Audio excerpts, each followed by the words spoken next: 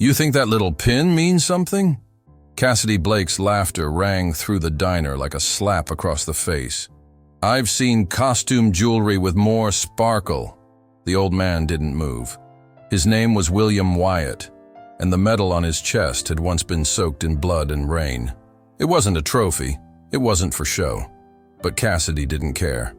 Seriously, this is the 21st century. Who even wears this kind of stuff out in public? She said, waving her notepad like a baton. Trying to get a discount? Or just begging for attention? William sat motionless in the corner booth, his weathered hands resting near a half-finished cup of coffee. The medal on his chest, five-pointed, heavy, worn at the edges, caught the overhead light, though its shine had long been dulled by time. Cassidy leaned in closer now, lowering her voice to a sneer. You know it's kind of sad, like, really sad. All that pageantry for what? What did it even get you? She tapped the medal with a single finger. That's when it happened. Snap. The clasp gave. The medal dropped into his lap. Someone gasped. Not Cassidy. Someone further back. A boy, maybe 14, eyes wide. Fork frozen midair. William looked down, slow and deliberate. He picked the medal up gently, like it was glass. His hands shook, but not from anger, from memory. The diner was silent now. Then, the scrape of a chair.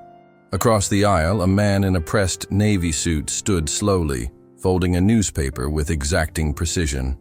On the table in front of him, a leather folder bearing the seal of the United States Senate. A file inside read, Testimony Prep, Veterans of Foreign Wars. The man said nothing yet, but his brow had furrowed. His pen clicked closed. William set the medal beside his coffee, straightened his shoulders, and closed his eyes. He could still hear the sound of Miguel's voice in the jungle. Cassidy took a step back. She looked around. The laughter was gone, replaced by eyes, quiet, judging, waiting, but the damage had already been done. If you believe every veteran deserves respect, subscribe, because every view helps this message reach those who need it most. That morning had started like any other. William Wyatt stood in front of his bathroom mirror, rolling his shirt collar down with patient hands. The house around him was quiet, not with loneliness, but with the settled silence of a man who no longer needed much. The birds had already begun tapping at the feeder just outside the kitchen window, waiting for his usual offering. He'd never once missed their breakfast. They were dependable, polite, and didn't ask him to explain his past. He moved to the mantel in the living room, where 6 medals sat neatly arranged in a velvet-lined display case. Bronze star, Purple Heart, a pair of campaign ribbons, faded like pressed autumn leaves. He picked each one up, polishing the edges softly with a square of cloth. But one medal was missing. It wasn't truly his, not by birthright, not by action, but he had carried it for 50 years. William opened a small wooden box. Inside lay a medal with 5 sharpened points, suspended on a pale blue ribbon. It was Miguel's. Sergeant Miguel Alvarez had earned it in a final act that no one would ever forget, least of all William. He pinned the medal to his chest. It always felt heavier than the others. "Let's go see the world again, brother," he murmured, not looking at his reflection. He fed the birds, folded the same flag on the hall table, checked the weather with a tiny AM radio, dusted the frame that held an old photo. 4 young soldiers leaning against a jeep, laughing like the war could never touch them. William stood in the back, smiling crookedly. Miguel was front and center, 2 fingers raised in a peace sign. Then, the same steps he always took, walking 2 blocks down Main Street to the diner that never changed. A bell above the door, the linoleum crackling faintly under his boots. Same corner booth. Cassidy Blake had been working there for maybe a year. She was younger than his daughter would have been. William always greeted her with the same polite nod. She never greeted him back. But that morning, he thought maybe, just maybe, there was a little warmth in her voice when she asked for his order. He was wrong. He'd only sat for a moment when a group of teenagers came in behind him, all buzz and movement and Bluetooth earpieces. Cassidy's smile had widened for them. Laughter trailed behind her like perfume as she passed their table. William had turned his eyes back to the window. The metal caught the light. That's when she noticed it. Now that moment felt far away, like the gunshots in a dream, distant but haunting. In the quiet of his booth before the scene unfolded, he had traced the edge of the metal as he always did. His thumb passed over the engraved name, Alvarez, M. The sound of a car honking outside jolted him out of the memory. The radio above the counter played something soft and old. He sipped his coffee and waited. Across the room, a man in a navy blue suit opened a leather folder and began writing. His face was unfamiliar. Sharp lines, intelligent eyes. He had ordered nothing, just a pot of black coffee and a steady stream of notes. William noticed, but said nothing. Cassidy walked over, her sneakers squeaking slightly on the tile. She didn't look him in the eyes, not at first, and then she did. What followed, the words, the laughter, the snapped metal, had not yet happened, but the stillness before it was loud with tension. William's hand shifted slightly on the table, one finger drumming the formica. He felt something was coming. He didn't know what, only that it would require every ounce of stillness he had spent his life earning. In that moment, he was not an old man drinking coffee. He was a soldier again. Cassidy Blake didn't mean to cause a scene, not in the conscious part of her mind at least. But something had hardened in her long ago. A brittle edge born from years of half-heard apologies and never quite enough tips. People came into the diner wanting things. She gave them what they ordered, rarely more. But today, something about the old man and his shiny little pin stirred the wrong kind of feeling in her chest. Maybe it was his silence. Maybe it was the way he didn't need anything from her. Not a smile, not a joke. Maybe that kind of peace just annoyed her.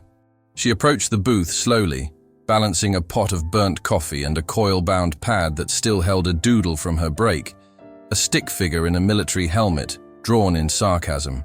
She hadn't noticed the man in the suit. Not yet. "What can I get you today, Colonel?" she asked with a crooked grin, pen poised over her pad.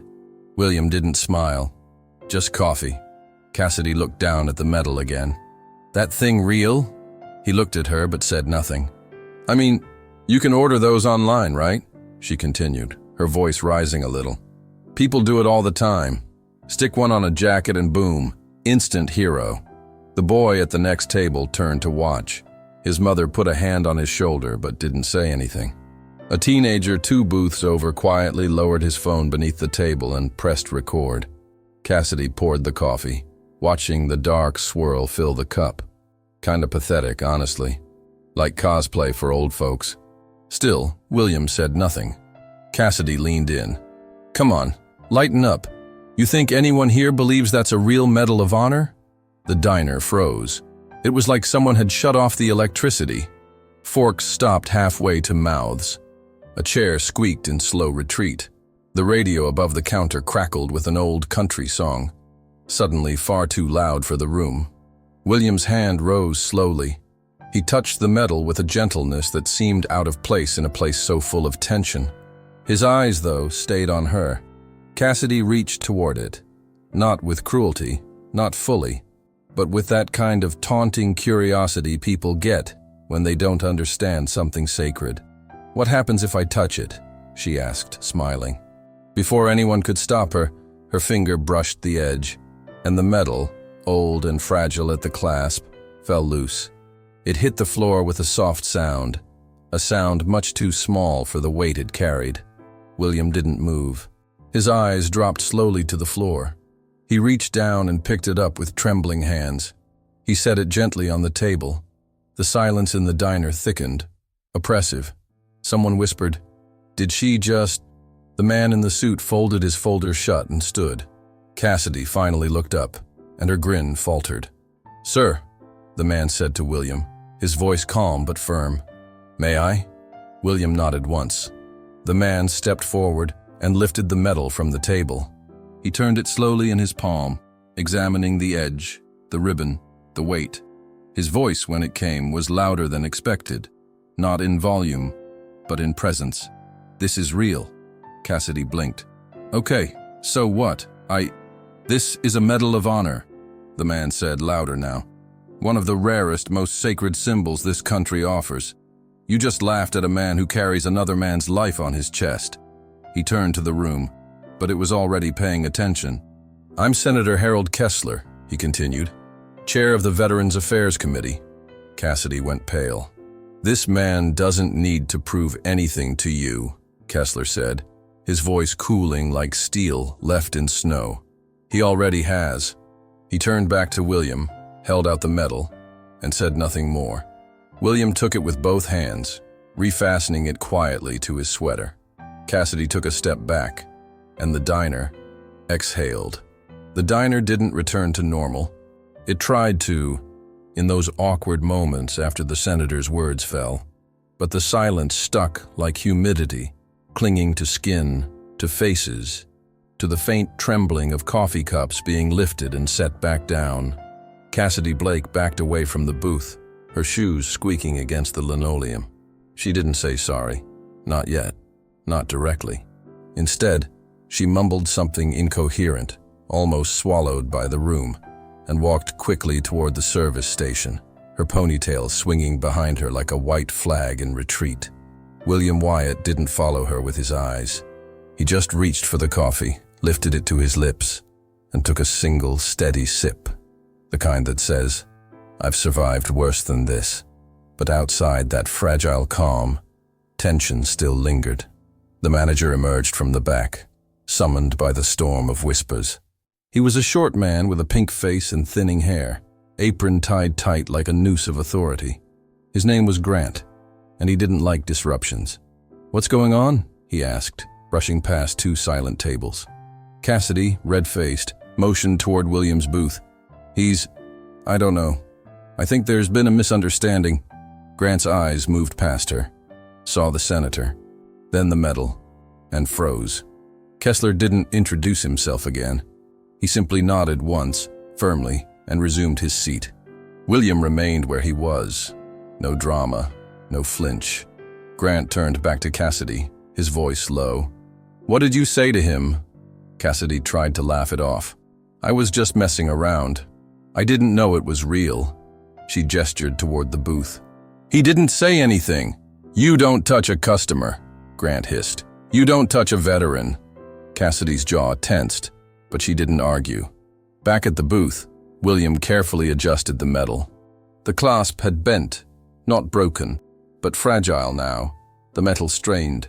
He pressed the fabric of his sweater over it, as if holding it in place with something more than thread. Across the room, the young busboy hovered uncertainly. His name tag read, Lucas, barely legible under a coffee stain. He looked maybe 17, wiry, with a nervousness that seemed out of place among the tired regulars and bored teenagers. He wiped down a table, glanced toward the booth, then walked slowly forward. "Sir?" he said, stopping beside William.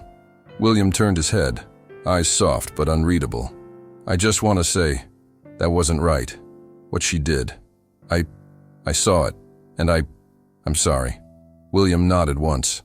Lucas hesitated, then added, "My grandfather was in Vietnam. He had nightmares, never talked about it. But he had one of those medals too. Kept it in a sock drawer."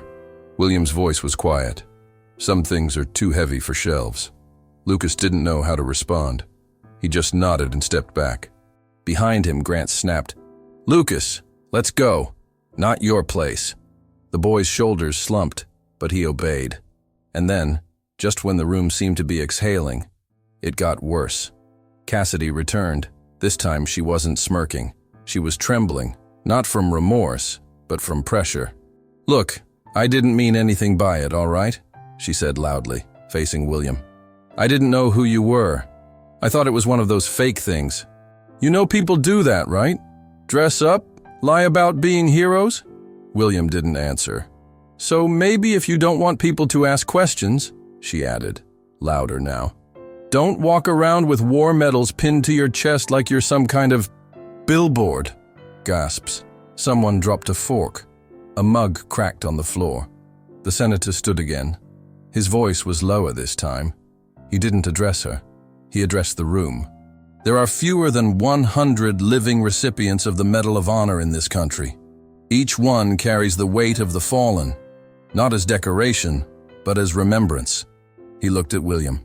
Some carry a medal they did not earn themselves because the man who did gave everything. A pause. And now, a room like this, a moment like this, becomes part of the story.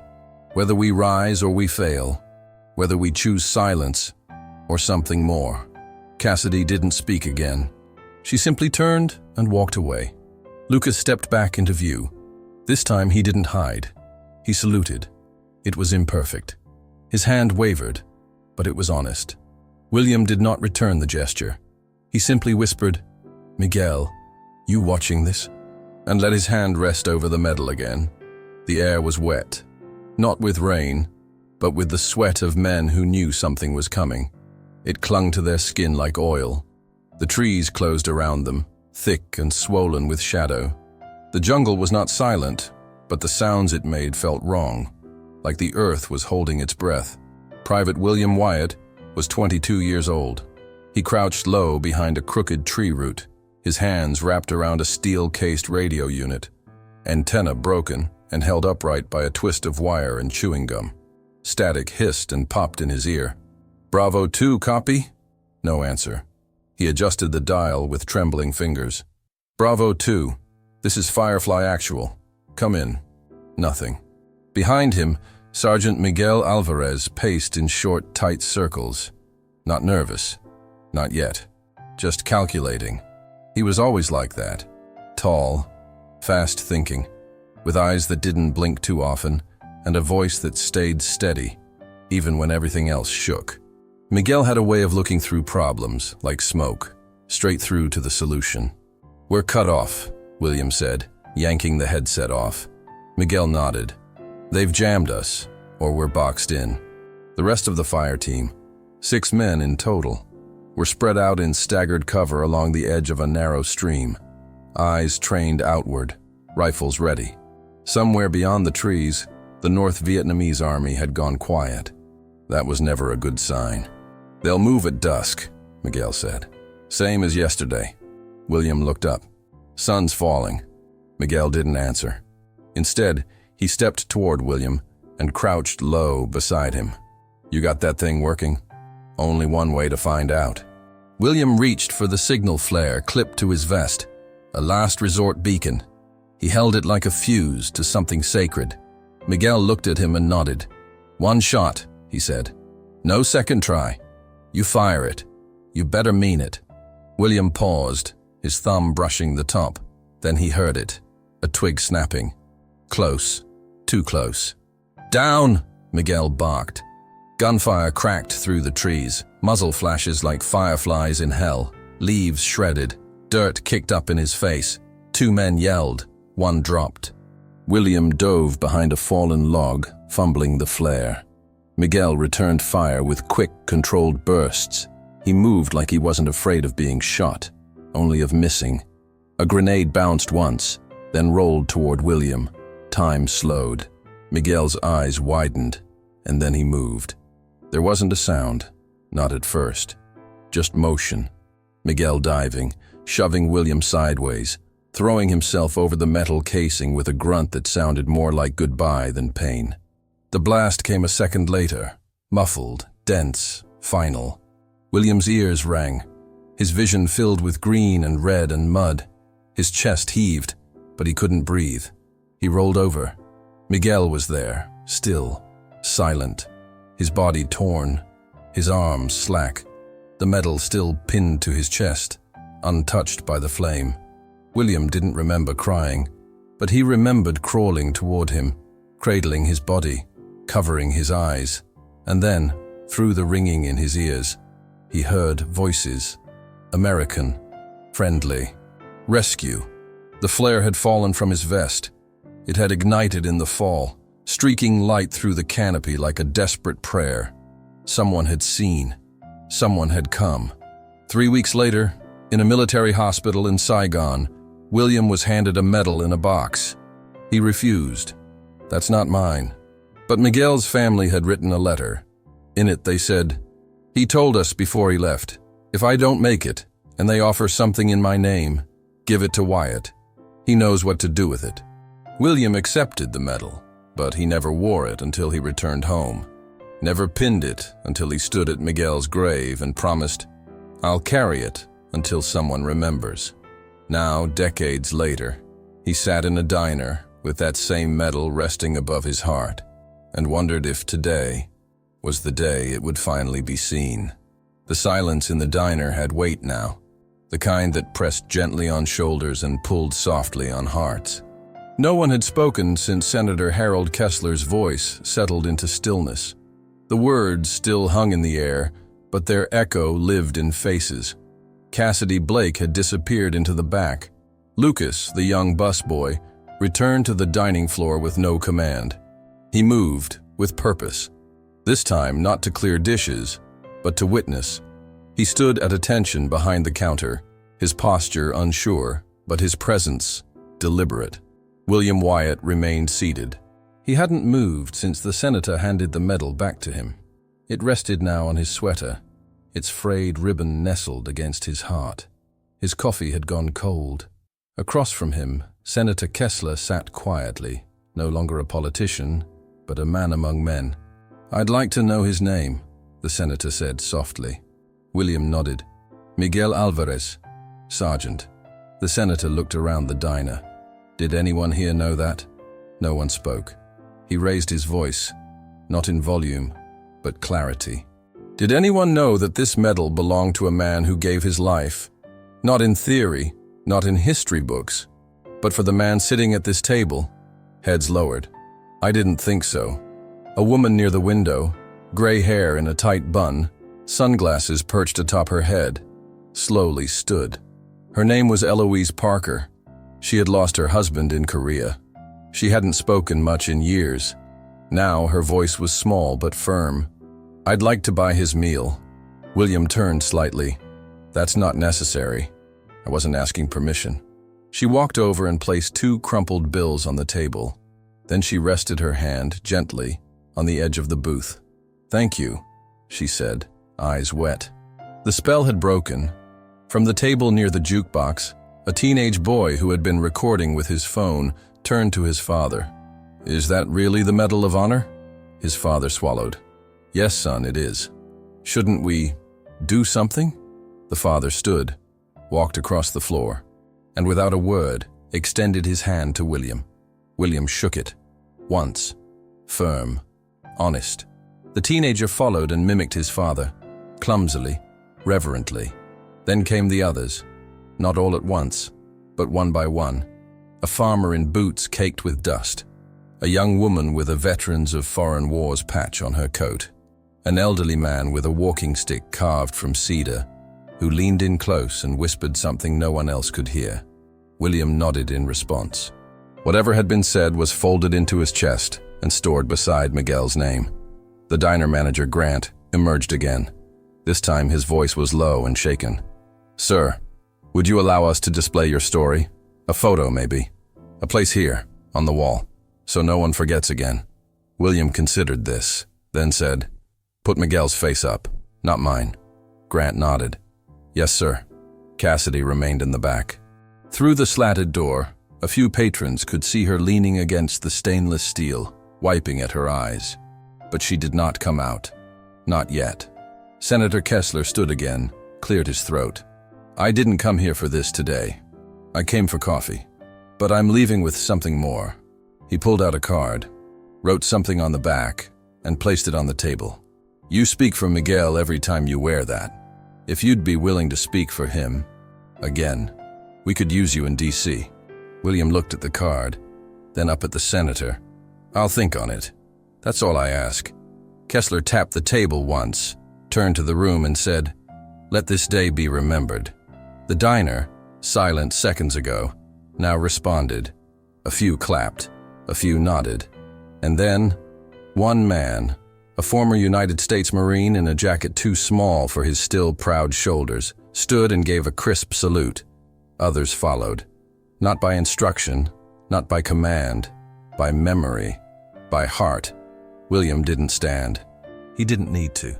He simply adjusted the medal on his chest, and for the first time in years, he smiled. The next morning, the video went viral. It wasn't polished. It wasn't staged. Just 37 seconds of raw footage from a jittery teenage phone. Cassidy's voice echoing too loud, the soft fall of the medal, and the quiet dignity that followed. But the silence at the end spoke louder than any shout. By noon, the clip had been reposted on half a dozen veteran advocacy channels. Comment threads overflowed, strangers thanking William by name, others writing simply, "For Miguel." Cable news picked it up that evening, not as a scandal, but as a reckoning. A return to values long spoken of, but rarely witnessed. The diner, Bell's Corner Cafe, saw something it hadn't in years: a line. Veterans stood side by side with families, tourists, and school teachers.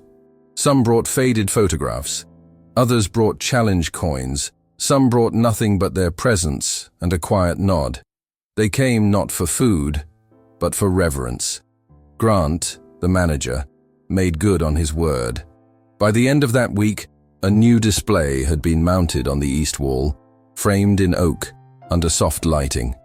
At the center was a sepia photograph of Sergeant Miguel Alvarez, taken in 1968, his smile half defiant, half boyish. Beneath it, a brass plate read, "Sergeant Miguel Alvarez, Medal of Honor. He gave his life so another might live, and through that life, he is never forgotten." Beside the photo, a simple quote from William Wyatt: "He didn't fall for glory. He fell for a friend." Cassidy Blake was suspended for 5 days. She didn't fight it. Not publicly. Not even privately. Her return was quiet. No announcement, no grand apology. But something had changed. She wore no makeup. Her ponytail was shorter. Her voice lower. She avoided William's table. But she didn't avoid the wall. One morning, when no one was looking, she stood before Miguel's photograph for a full 5 minutes, arms folded, lips pursed like someone trying not to cry.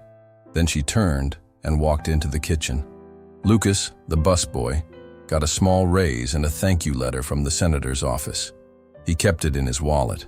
As for Senator Kessler, he delivered a speech the following week in Washington. Not in the grand chamber, but in a committee room filled with veterans, aides, and families holding folded flags. He told the story not as a politician, but as a witness, of a man who wore a medal not for himself, of a woman who laughed because she did not understand, and of a room that remembered what respect sounded like. In that chamber, surrounded by silence, he ended with William's own words: "He didn't save my life. He gave me a reason to keep living it." The speech aired late on a Thursday. William watched it alone, from the same brown recliner he'd sat in for years. The television flickered softly. The flag folded in the hallway remained untouched.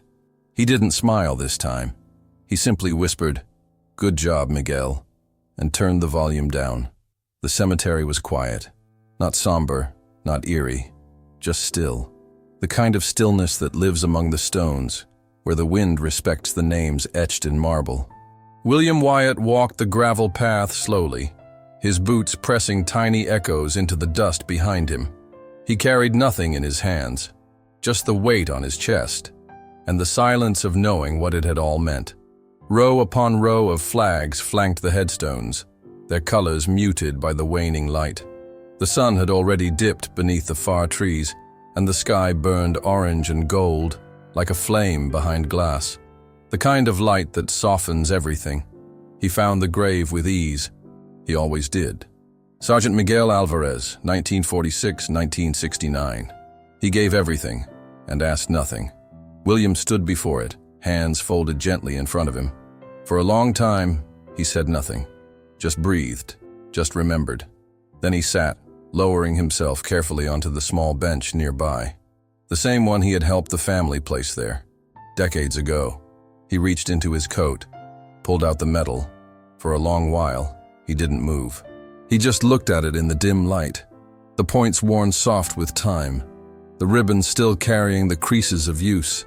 Then with reverent hands, He lowered it to the gravestone, not to leave it, but to rest it there for a moment.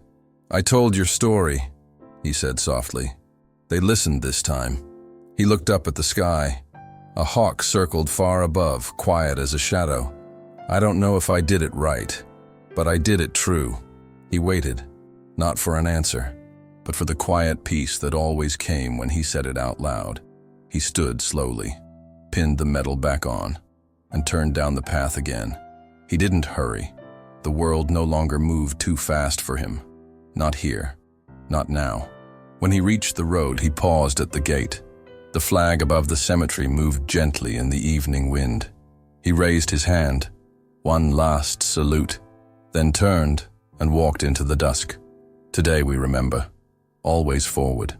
If stories like this resonate with your heart, like and subscribe for more untold moments of honor and kindness. Let us know where you're watching from, and if this moment brought back memories you carry with you. The best way to honor their memory is to keep listening. Click on the suggested video now, and we'll walk together through another untold chapter of courage and sacrifice.